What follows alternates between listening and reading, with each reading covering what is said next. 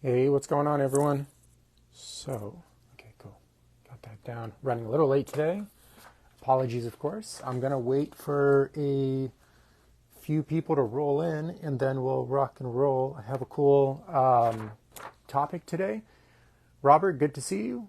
I have a cool topic today. So we'll be talking about fat gain and depression and how they go hand in hand, etc. Thomas, I saw a few other people jumped in. Good to see you guys.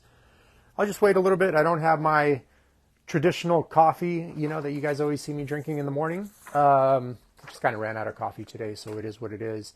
But usually I'm kind of drinking an organic coffee out of glass, of course, or stainless steel.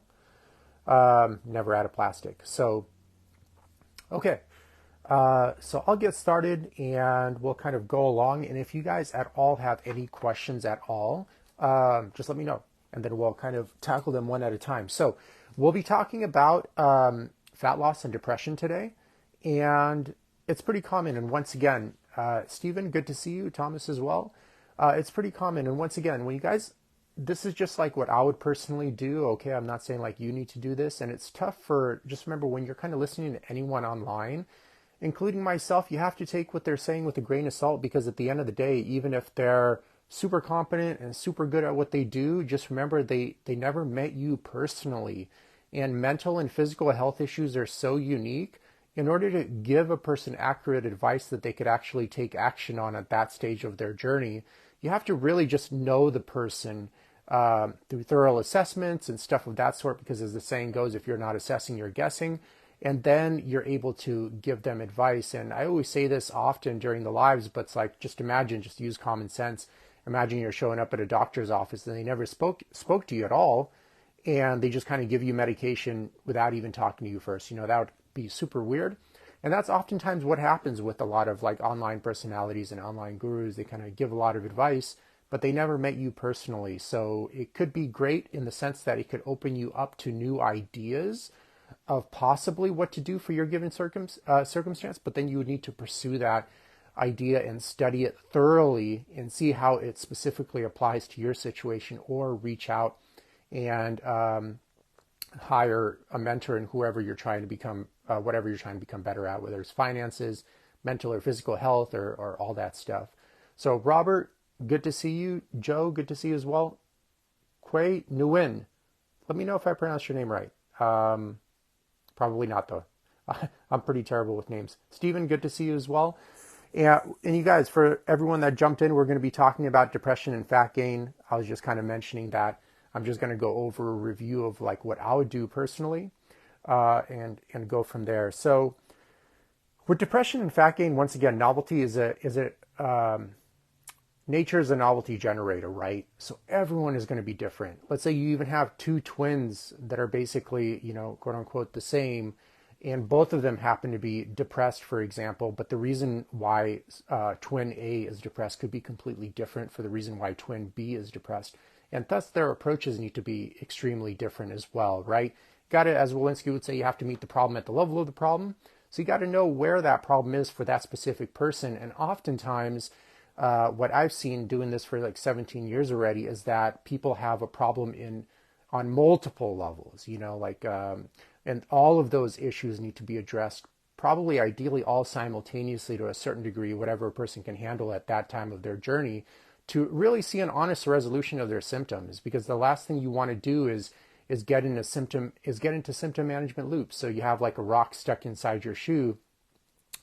Let's say it's depression this time, but instead of taking the rock out, you keep the rock there and you take painkillers instead, aka antidepressants, and then most of the time what I see happening with a lot of people personally is they get on antidepressants, they feel a short burst of relief, and then they kind of return back to their old ways, because typically that's all that happens in treatment is practitioner sees a person, they diagnose them for about like 2 to 3 minutes, maybe 10 minutes, and then they give them some medical drugs, which usually have a myriad of side effects if you read the label warnings, and then they send them on their way. But once again, if you never change the person that's causing the problem, in this case depression, the problem tends to always keep returning. And in order to give a person a proper solution, you really have to know their story. So it really comes down to very thorough, proper assessments and great follow through with the practitioner as well. So typically I would spend about, 2 to 3 hours minimum assessing a person initially, but there are other mini assessments built into my program as well, and weekly follow-ups for, a 4 to 6 month duration. Because I found like you need a minimum of at least 4 to 6 months, usually 6 months for most people, to really create that behavioral change needed to make it a lasting change. Last thing you want to do is, for example, get rid of a symptom and then it comes back, 2 years later or 3 years later or whatever, which definitely for sure happens with pretty much all fat loss programs. You guys have seen, I'm sure, family members, maybe yourselves, coworkers, they lose weight for sure, but then you see them 2 to 3 years later and they're heavier than ever before. And once again, it just always goes back to not solving the problem at the level of the problem and then getting into symptom management loops of healthcare. So for example, with fat gain, symptom management could very easily be just getting on a workout and nutrition program. That could be very stereotypical symptom management. Symptom management in depression could be have depression, you get on antidepressants, for example. It's totally symptom management right there. Never getting to the root cause. Once again, never changing the belief system that led to certain behavior patterns that led to issues A, B, C with our conversation today, depression and fat gain. And just know when some people are depressed, they do just stop eating. But a lot of times when people are depressed, they start eating a lot more, and they use food as medicine in the wrong way.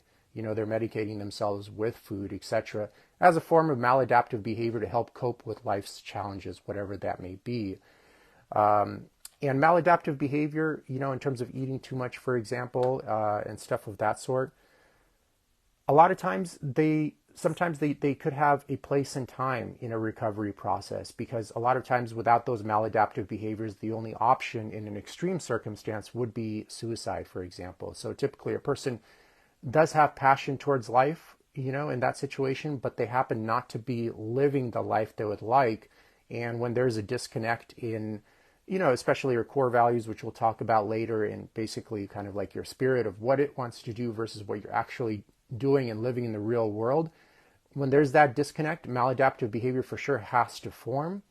And for a lot of people, that maladaptive behavior takes the form of overeating or eating the wrong types of foods in excess, etc., which leads to more weight gain, which leads to a lower self-esteem most always, which leads to more depression. And it's like an endless kind of quicksand of pathology that feeds on itself, for example. So first and foremost, let's kind of give a case example, because oftentimes it's really tough to give advice without having the person directly in front of you. So I'm just going to make up a random scenario and kind of what I would do with this scenario, for example, like the action steps I would take. So a lot of times, actually every time, as part of the assessment process with a lot of my clients, is I have them do an HAQ, health assessment questionnaire.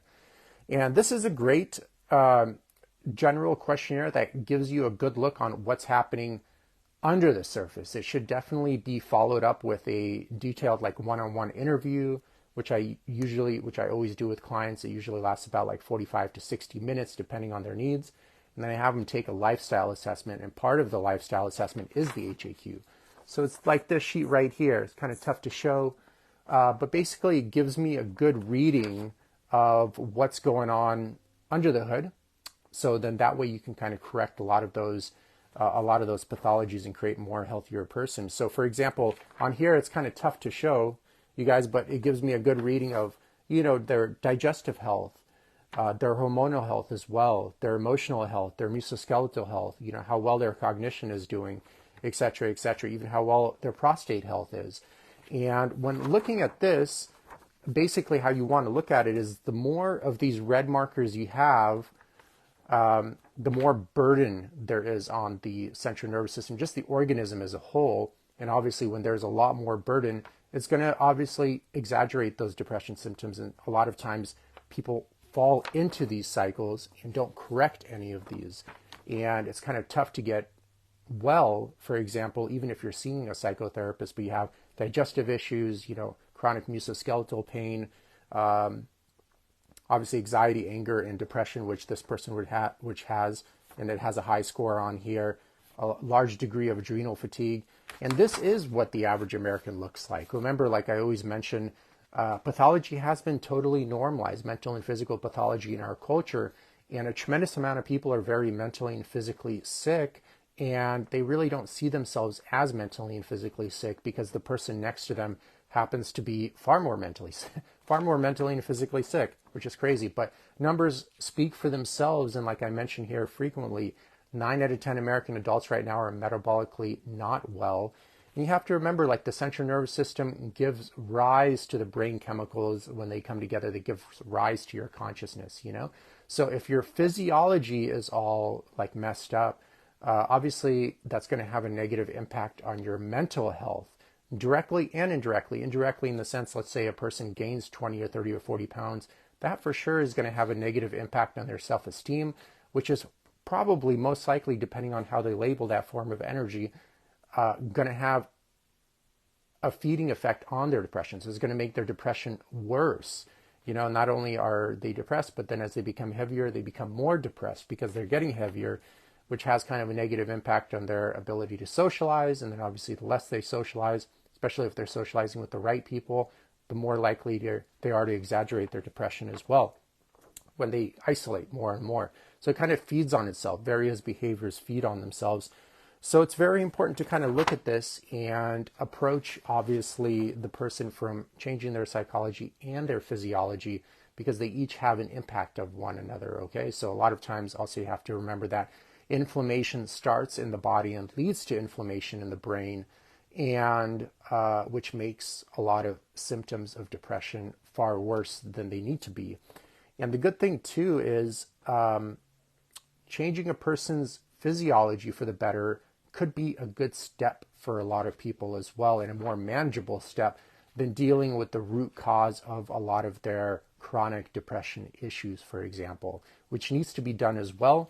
But, you know, a journey begins with one step at a time, oftentimes, and in very few cases are people able to do everything all at once and succeed.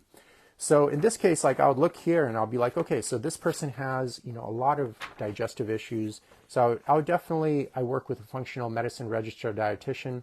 And in this case, I would refer them out to them to get a GI map test or other testing to help them bring these scores down. And a lot of times when you see with people, when you improve their digestive health, actually a lot of the other markers are dragged down as well. A lot of times when digestive problems arise, they give rise to a lot of other problems in the body, which have a draining effect on the psychology of the person as well. So if you're dealing with like a lot of gut issues, you know, obviously you're going to be dealing with a lot of other lifestyle stuff just as a default, work stresses, some other stuff, you know, et cetera, and all adds up and becomes too burdensome for the person to deal with all of these issues. And thus they burn out, which could lead to various forms of depression, et cetera, et cetera. They're just too exhausted. And obviously we're looking at like their adrenal health. Their adrenal health is very high. You have to remember, like, the average American is sleeping, you know, like 5 hours a day or something like that, probably even less. They also have an erratic sleeping schedule also. Which is the worst. You know, some nights they go to sleep at 12, some nights they go to sleep at 10, some nights they even go to sleep, you know, at 2 a.m. And it kind of varies throughout the week. There's no structured sleeping schedule, et cetera, et cetera. So let's break these down in a little bit more detail on how to go about fixing this. But the important thing is, you have to remember the average American is in the red in a lot of these categories. I have the data to prove it as well from coaching for about 17 years and personally doing this questionnaire for about like 7 or 8 years at this point. And this is what the average person looks like, especially if they're having like a corporate job or something of that sort. They have a tremendous amount of gut issues. They have a tremendous amount of mental issues, digestive issues. They have a tremendous amount of mental issues as well, emotional issues, and they have a tremendous amount of musculoskeletal issues also. It's like a accumulation and a cocktail of various symptoms that have arisen through living out of alignment and not like a human being, basically. Okay, so let's break these down on what to do about these. So you can start with what I'll do is start with this person, for example, on just changing their diet around, which I know, diet, blah, blah, blah. Everyone understands how healthy eating is. But the truth is actually they don't. Or 9 out of 10 Americans wouldn't be metabolically unhealthy right now if they actually knew what healthy eating was. And most Americans are also looking much older than they actually are. They have these big bellies. A lot of men have gyno these days too, which is totally not normal and has nothing to do basically with your age, et cetera, et cetera. It's moreover with various maladaptive lifestyle patterns that accumulate and are able to be seen in your 30s and 40s, et cetera, et cetera. But it's totally not normal to have that lower chest fat or that belly or those huge love handles. So yeah, I mean, their food needs to change. And remember, like I mentioned, a lot of times inflammation starts in the body, and there are various sources of chronic inflammation, such as chronic stress, maybe an infection. But one of the biggest sources of inflammation for most people is just a poor diet that's extremely high in omega-6s and very low in omega-3s for chronic periods of time. This takes like a lot of years, maybe decades to actually hit, et cetera, et cetera. But I did a podcast with Jackie in this group too. We talked about what healthy eating means. And a lot of times when I talk to people, they're like, yeah, I eat healthy, but I guarantee it, like literally 95% of the time, they don't.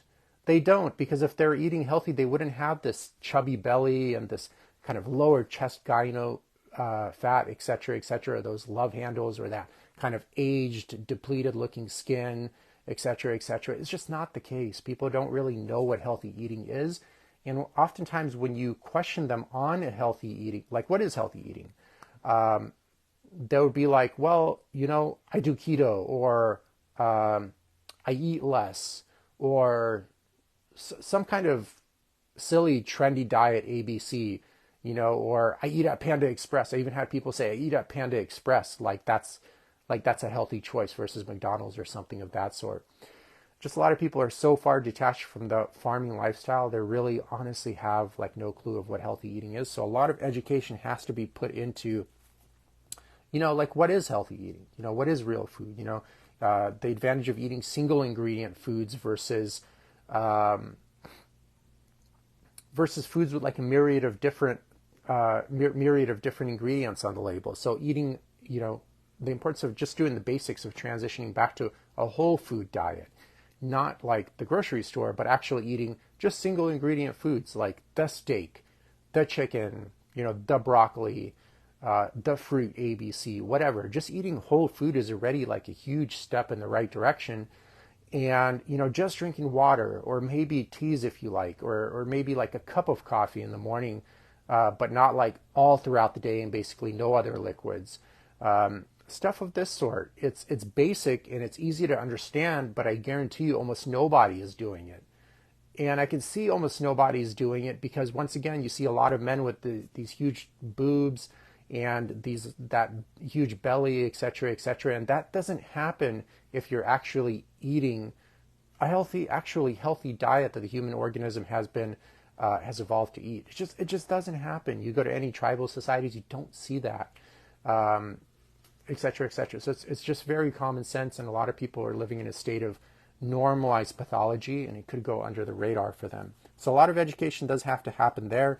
And, getting a person to transition from like processed or fast food to at least whole food is already huge, regardless of their dietary choice, whether they want to be like a vegetarian or carnivore. In my opinion, some kind of ratio of like an omnivore diet's the way to go for most people, for pretty much all people, depending on their needs too. Like if they're physically active, like very physically active and happen to be extremely thin like me as well, having a lot of carbohydrates in their diet is actually a great addition, but if they're very heavy and very old, maybe not having that many carbohydrates is great as well.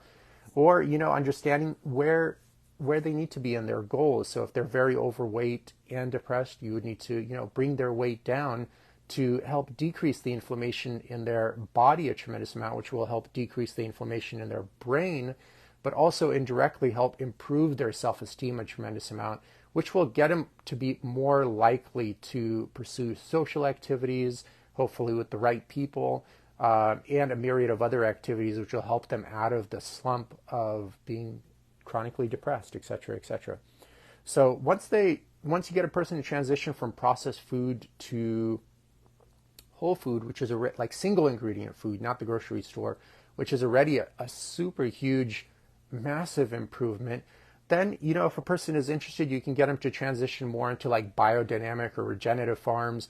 So instead of buying, for example, the grain finished beef or the factory farm chicken at the grocery store, maybe talk them into like, hey, at least maybe you can buy pasture raised chicken or one like legitimate 100% grass fed and grass finished beef versus this grain finished beef at the grocery store, and maybe then talk them into getting like a filter for their water, like I use a Berkey with 2 filters plus an arsenic and fluoride filter as well.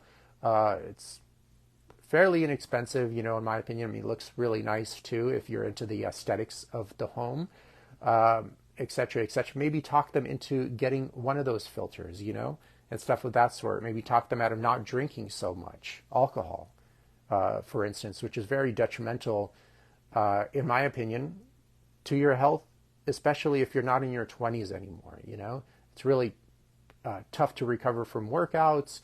It does have an aging effect on you, like I feel, etc., etc. So that's obviously if it's done, multiple times a week and stuff of that sort. So, and it depends on people's relationship with alcohol. If they have like what kind of relationship they have with alcohol and stuff of that sort. So also a lot of times I find that especially with the American crowd, you really do have to spend a lot of time educating them on finances, because a lot of times people have this super delusional belief that eating organic is very expensive and they kind of don't have the money for it. Not everyone, but a lot of people do. And what I mean by that is, as I mentioned many times on these lives, the average American spends $8,000 to $16,000 a year on non-essential expenses, which include alcohol, going out with coworkers for lunch or after work, to restaurants, travel, subscription services, all of that stuff. It adds up to about $8,000 to $16,000 a year. And a 2,000 calorie organic USDA organic grocery store level diet is around about $5,000 a year. So these same people will tell you they don't have $8,000 to $16,000 a year for healthy food, but for sure they do have. They don't have $5,000 a year for healthy food, but for sure they do have $8,000 to $16,000 a year for bullshit that provides them like sugar highs at best. Like, okay, you're going to go on a trip to Europe and you're going to spend about $3,000 for like a week or two. And let's say you are on medical drugs, you do have noticeable man boobs and lower belly fat, etc., etc. I mean, if I were in that person's situation, I would be spending that money on health courses or health education or possibly mentorship as well, to get rid of those issues, because that's going to create lasting change throughout the entire year. Because when you have like a great looking body and you just feel good about yourself and you have great health, you feel that every single day of the year. But when you go to like a European trip or whatever for like a week or two, I mean, it might provide you a sugar high with some, cool pictures, but then at the end of the day, you're kind of hiding in your pictures. And I see a lot of guys just taking a picture of their shoulders and up because, they're self-conscious about their man boobs and stuff of that sort. And then you return back to the environment that led to all those issues. And it's like a week or two goes by and it's like, dude, you don't even remember the trip anymore. And so what? You posted it on Facebook and you got a few likes, and a few pictures, big deal. I'm pretty sure you would get way more out of investing that money, that $3,000 you probably spent on that trip or more, into mentorship or getting books on how to reduce lower chest fat or how to improve your gut issues, or in this case, how to get rid of your depression, so you can live a happy life. There's no reason to keep spending money, especially if it's coming directly from your paycheck instead of passive income, on trips of that sort when you're in a huge deficit from day to day, mentally and physically. And the appearance of that, when you do have, excess body fat and just a lot of mental health issues and stuff of that sort, those are just symptoms. Those are just symptoms and signs from your body in your mind that are telling you like, dude, something has to change. Like, please change something, because it can't keep going on like this in a sustainable way. So that's where really the priority should be. And I find especially a lot of Americans are spending a lot of money on just BS stuff and numbing out behavior that really doesn't provide anything, just sugar highs at best. And they're totally okay with that. But when you tell them like, hey, invest in some organic food, or at least whole food, which is way cheaper than all the processed stuff they're buying anyways, if you consider ounce per dollar, they're like, oh, it's too expensive, So there's a core value difference in perception, and that core value difference in perception as well is what led them to their depression. One of the reasons of what led them to their depression, their kind of overweight appearance, their just general poor state of health and stuff of that sort. Because, dude, it's not normal to have to be on many medical drugs, very overweight, etc. Like, not normal at all. And it's been normalized in our culture, unfortunately. And the first step to really solving the problem is just admitting that, hey, this isn't normal and I need to change. And it might be a long, tough journey, but staying on the current path is also a long, tough journey. So you just got to pick. Overall, I think actually living with a great looking body and great health, especially once you get those automated systems in place, is much easier, directly and indirectly, and far less expensive than being obese, miserable, and full of disease your whole entire life and just having a low self-esteem because of that. So we covered food so much in other podcasts, but I'm not going to cover it here too much in detail. I think you guys get the picture there. And honestly, food is one of those things that's fairly easy to change too. So it could be one of those, first steps to recovery that a person could begin. And a lot of times, just kind of changing a person's diet around has a tremendous positive impact on their mental and physical health almost instantly. It doesn't really even take a lot of time either. Another thing to consider, when battling fat gain and depression is, sleep patterns. Once again, totally in your control, $0 required. And all that really needs to happen here is you need to set up a good bedtime ritual and morning ritual. And ideally try to sleep roughly between the hours of 10 p.m. and 6 a.m. I mean, thoroughly sleep between those hours. A lot of people, once again, I say this often, a lot of these health principles are super easy to understand intellectually, but that's where people go wrong. They're like, oh, I get it. I know you get it, and I know you understand it, but are you actually doing these things day in and day out the majority of the year? That's the real question on a consistent enough basis. And because 9 out of 10 American adults right now are metabolically sick, mentally not well, I would say as well, I would say no, almost no one is doing this on a consistent basis, okay? So try to set up a nighttime ritual. So nighttime rituals, some things I like to do is I typically take like a really warm shower, like an hour before I need to go to bed. And I'm basically like reading a book or listening to some audio book or something of that sort, like 30 minutes before I actually need to be sleeping, or 40 minutes or something of that sort, somewhere around that time interval, under like an Edison light as well, like a very dim Edison light on top of that, never under like fluorescent lights, and definitely not on my screen, on the cell phone, that is what I'm using here. Okay. And then that way I'm actually sleeping at 10 p.m., which is huge. Okay. Because a lot of times people are like, oh yeah, I get to bed at 10. But you look and they're like actually falling asleep at 11 p.m. And if you average out their sleeping schedule, it's like, dude, the person lost like 7 hours of physical repair time that whole entire week, because your body repairs itself once again physically from 10 p.m. to 2 a.m. and mentally from 2 a.m. to 6 a.m. And the person lost right there just quite a bit of physical repair time. And that's just a good case scenario. Most people are losing far more than just 7 hours a week. It could be 14, 15, 20 hours a week. And obviously that's going to put you in kind of like a drowsy and fatigued state, right? Which will reinforce the feeling of being depressed, which could add to more depression as well. Also, just when you're in a very, when you're in a state of fatigue, especially in the initial stages until adrenal burnout occurs, like a lot of your stresses are actually amplified, so stress in a well-rested state that typically is like, let's say a 2, in a very fatigued and exhausted state could be like a 5 or a 6. And that's just from one variable, and you can accumulate that throughout a person's whole entire day existence, which is full of various micro stresses, and all of a sudden they're just overly stressed, overly burdened, which kind of shoot their cortisol up way even more, which then after a certain point, because the body has a limited production of cortisol, it just stops producing cortisol to help save you in case of emergencies, basically. And then all of a sudden you're kind of flatlined, and those depression symptoms are actually amplified even more and harder to get out of as well, because then you have like no energy, you're exhausted, and you just lay in bed, and guess what, you're reinforcing those depression patterns then. Okay, so that needs to be addressed, and it's once again, food and sleep are one of those easier variables to address. If a person has psychologically induced chronic insomnia as well, I would say even doing a lot of this stuff can address that issue as well. It will address that issue as well, actually, directly. Psychologically induced chronic insomnia is actually very easy to solve. It's not complicated at all. I did another podcast on it.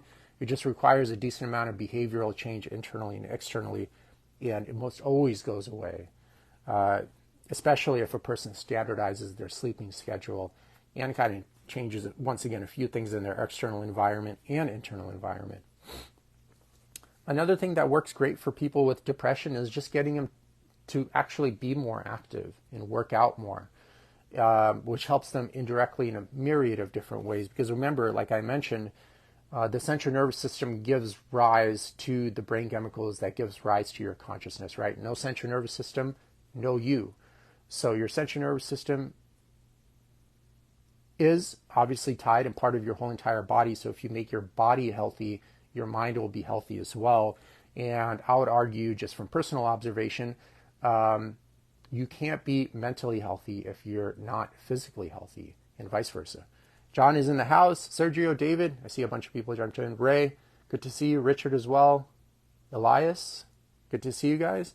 Okay, so using movement as medicine is huge as well. So workouts, depending on their goal, you need to customize the workouts for them.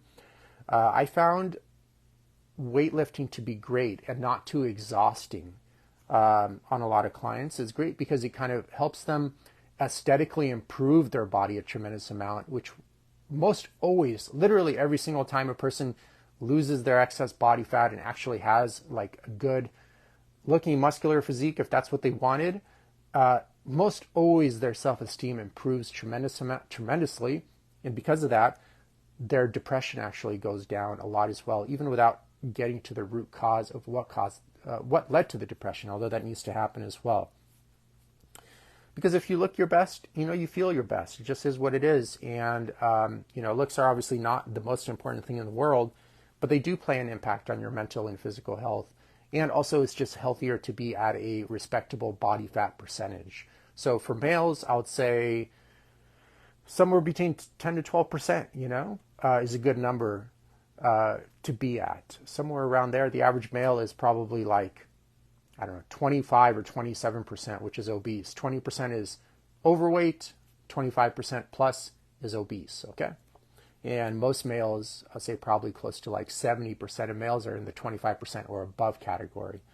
Usually if you kind of have noticeable like lower chest fat or a bigger, let's say like an inch of noticeable fat density, an inch or two of noticeable fat density around your midsection, or if you take a picture from your back and you notice kind of chunky love handles, you're already most definitely at like 20%, probably somewhere around there. So that's already overweight. Just to give you guys an idea, I'm like at a 14% or 13%, somewhere around there. Okay. So that one's also easier. Like I mentioned, working out, using movement as medicine, it's easier to implement than changing, the belief system that led to all the depression, et cetera, et cetera. Okay. I think also, especially with the American crowd, it's super important to teach them about central nervous system management, especially if they're struggling with ups and downs with depression, because there's a lot that goes into this. I covered this in a lot of other videos, but central nervous system management is huge because a lot of times Americans are just running themselves into the ground thinking it's totally normal. So like I mentioned in a lot of other lives, the central nervous system, it does really well if there are maybe stressful periods in your life followed by long valleys of nothing going on, but it breaks down fairly quickly when there are like macro stresses in your life followed by a tremendous amount of micro stresses, or just another scenario would be like micro stress, chronic micro stresses throughout your life. And these are very abundant in a lot of people, especially if they're living in the cities, for example. So, dealing with traffic, dealing with a myriad of bills, personal issues, coworkers you may not like, a boss you may not like. All these things they may not be like life-threatening in the immediate moment, which some people then don't take as seriously because they're like, oh, it's traffic, it's annoying, but it's not too bad. But maybe that one variable in and of itself might not be too bad, but when you accumulate all of the micro stresses that happen in a person's just daily existence, it adds a tremendous amount of burden on the central nervous system, especially when you combine that with working a job you don't like anymore, or being in a relationship you don't want to be in anymore. And a lot of people are in both of those categories. So they go to work, they hate their work, they come home, they just don't like their relationship, or they hate their relationship as well. Plus, they have a bunch of, like we looked at this chart, all of these are micro stresses. Having gut issues chronically is a micro stress. It's not comfortable. It does provide stress on your central nervous system. Having chronic joint pain or back pain or neck pain or whatever, knee pain, that's another stressor. Having a poor circulatory system, having adrenal fatigue, which probably is the byproduct of having too much chronic stress or activity in a person's life and not enough recovery, but then also that helps amplify it as well, those micro stresses, et cetera, and stuff of that sort. And then it all adds up, and the average person is just living under a tremendous amount of micro stresses all day, every day, and they're breaking down. And obviously depression, chronic anxiety, anger issues, they're all signs of a human being living out of alignment of their nature, and also just out of alignment with their spirit as well. They're all symptoms. And a lot of people don't listen to these symptoms, and unfortunately they don't go away. They start off, very light, but if you don't listen to them, they get louder and louder and louder until eventually you will have to listen to them. And just remember, I forgot the number exactly. I think it was 65 to 70% of personal bankruptcies in the U.S. occur because of health issues. So think about that. 65 to 70% of personal bankruptcies occur because of health issues, okay? And that's kind of fairly startling considering 9 out of 10 Americans right now are metabolically sick.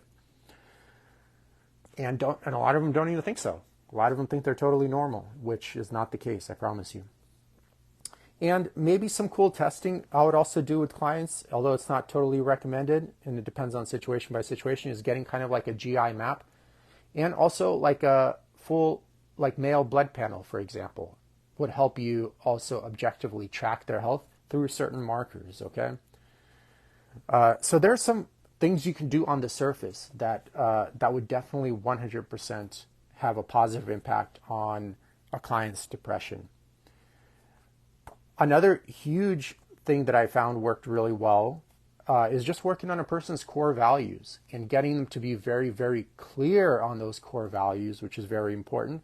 And more importantly, actually getting their week to reflect those core values. This is huge. I found this to be actually pretty damn important, because if a person is misaligned with their core values, they have to form maladaptive behavior. They have to. It's the only way to keep existing in a life and a world that you don't feel you fit into, or you haven't found your place, etc., etc. And some core values, I'll list some core values for me personally. So, organic food is a must. Having clean filtered water from my Berkey is a must. Working remotely, like 2 days a week, that's a huge core value for me as well. And having 2 days a week to do continued education and study and stuff of that sort. Having autonomy is super important for me as well. Being able to work out without feeling rushed is super important for me. Having a normal sleeping schedule is super important for me, et cetera, et cetera. The list goes on, but those are some of my core values, So if I like working remotely 2 days a week, it wouldn't make sense for me then to get a job working in an office 6 days a week or 5 days a week. There's one disconnect of core values, for example. And especially with work, I find it's key and pivotal to get those core values right, because you're spending so much time at work. So most people are like Monday through Friday, and a lot of times if you get into management positions, it's really like Monday through Sunday, because a lot of times you spend the weekend getting ready for the week or touching up on some details that needed to be done during the week, etc., etc. So if you get that part right, and for example, like I want to be working at home remotely, but I'm in the office 5 days a week, it's really like 10 hours a day, even if you're like at an 8-hour shift, because of getting ready for work, driving to work, driving back, etc., etc. So it's basically all day, and you don't have that much energy left to do much anyway. So you just go home and you think about that you want to be working at home all the time, but you're working in person. And then over time, that will get you disgruntled towards the work, and then eventually towards your employees as well, because you kind of don't want to be there. But let's say one of the employees falls behind on their project, then you have to do it, then you get mad at that employee. And then it's kind of like a domino effect of negativity. And then all of a sudden, your anxiety is amped up, your anger is amped up. And then wherever anxiety and anger go, depression follows close behind. And then all of a sudden you're depressed, and then you're using food as medicine to eat your way out of depression, although you're not meeting the problem at the level of the problem, and no amount of food will solve your depression at the end of the day. Just like it hasn't in the last 5 years or 10 years, it's not going to the next 5 years or 10 years. So the core values are critical, and it's very important to be very dead honest with these and not compromise, because it's going to be, at the end of the day, you could compromise and it might provide a person sugar highs at best, for example, but deep down inside that you're bullshitting yourself. You totally know.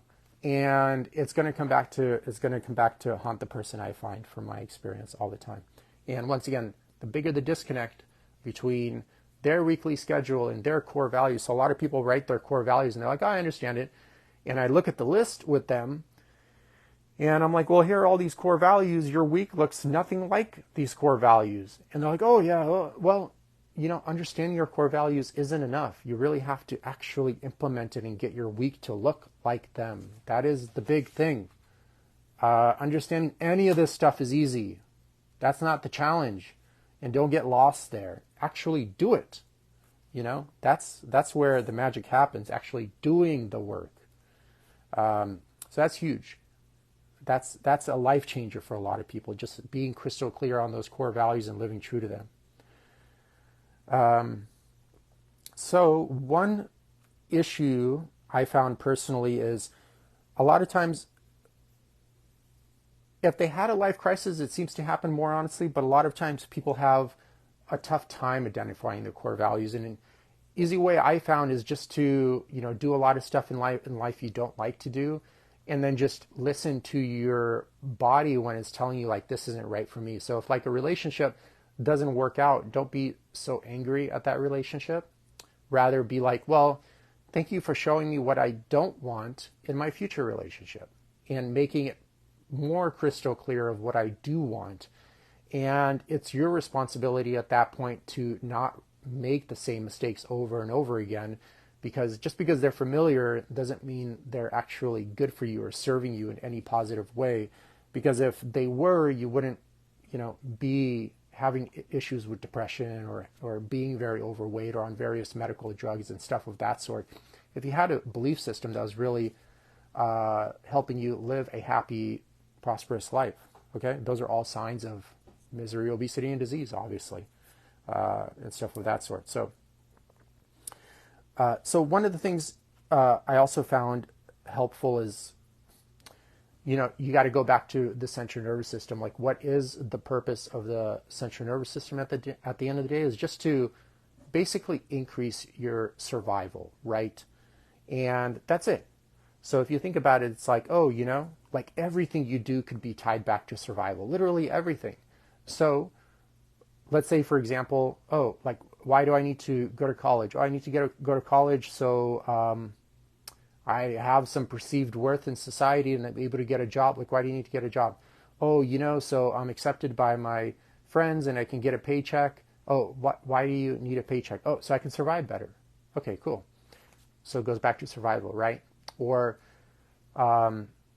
even like why take on like a spiritual path? Oh, like I want to become spiritual so I can be more enlightened, so I can deal with life stressors more, so I can have more meaning and more direction and be more. Oh, why do you need all that? Oh, just so I can survive better. That's it. Even the concept of having a purpose in life is basically just like a veil of consciousness just to help you survive better. So it's like, oh, why do you need to have a purpose? Oh, I need to have a purpose so I'm more directed and I could concentrate my energy more in one direction, and thus I could become an expert and wealthy, and then everyone can adore me and seek my advice, etc., etc. Oh, like why do you need that? Oh, just so I can survive better. So it always goes back to survival, right? So you don't need to be too attached to any one belief system and give a tremendous amount of importance to a belief system, in my opinion, that especially is not serving you well. So some signs that your belief system possibly could be questionable, most likely is, are you like overweight? Are you on various medical drugs to treat issues that arise from poor behavior patterns done, from maladaptive behavior patterns done from long periods of time? Some good examples of those are like high blood pressure meds or stuff of that sort, okay? So don't be too attached to it. Another thing the central nervous system does to get you to survive better is just also create a personality for you. Okay, it does this for you, and I spoke about this on other lives as well. Okay, so I'm not going to go into a lot of details here, but one of the ways it does this is basically like it instills like a main fear, right? And there are generally like 9 personality types, and most people, pretty much all people, are actually a combination of all 9, but have one that they typically lean on heavily, okay? So one personality type is the perfectionist, right? It's like a type 1, for example. And their main fear type is I am imperfect. So they spend their entire life trying to prove they are perfect. But the problem with I am imperfect is it's a false conclusion, which typically leads them on a life of accomplishments that do provide sugar highs at best and maybe do enhance their survival in the external world. But at the end of the day, they kind of feel more and more empty. And getting to the point of what I'm getting here is, they're pursuing that I am perfect to prove that they are not imperfect, and thus they could face the risk of getting into the wrong core values, believing certain core values are actually their core values when they're not. And typically, unfortunately, a lot of people feel good when they're led into core values that are motivated by their false self, which is created by their biggest fear. In this case, I am imperfect. So I am imperfect. I have to spend my entire life proving that I am perfect. Got to get perfect grades. Got to look perfect. Got to have a perfect job. Never making mistakes, etc., etc. And that could lead them into poor misalignment in their core values, which once again has to lead them to maladaptive behavior. One of the symptoms being then the byproduct of that is depression. Okay. So on a closing note, there's a lot to cover here, but I see I'm kind of running out of time here. I want to close it out in an hour. On a closing note, just from personal observation, and everyone has their own experience. Just from my experience personally, I found psychotherapy and psychiatry to not work that well for most people because, if they're really good, they would focus on their, a holistic approach with a lot of their clients. But a lot of times it's just the psychiatrist, oh, like you got depression, here's antidepressants, Or the psychologist, for example, a lot of them are also maybe not that well themselves from my observation. They're very physically not well and also possibly mentally not well themselves. And I find a lot of psychology just deals with a lot of that false self, a lot of the inference of who you really are. So I personally have never seen that many people get better from seeing a psychologist or psychiatrist alone. 5 years, 10 years, 20 years goes by and it's like they're the same. They say they're different and they might be slightly different, but really their symptoms have not dissipated. So personally, once again, this is just like what I would do with a client or the approach I would take. even the approach I'll take with myself, which I have been able to defeat pretty bad cases of anxiety, and I've done many lives of that, just doing this stuff without any medical drugs at all and just really mastering these concepts. So have a good weekend, everyone. Thank you for jumping in. I saw Carlos, John, Danilo, Bob is back, Pat, and a couple of other people. But good to see everyone, and have a good weekend. Take care.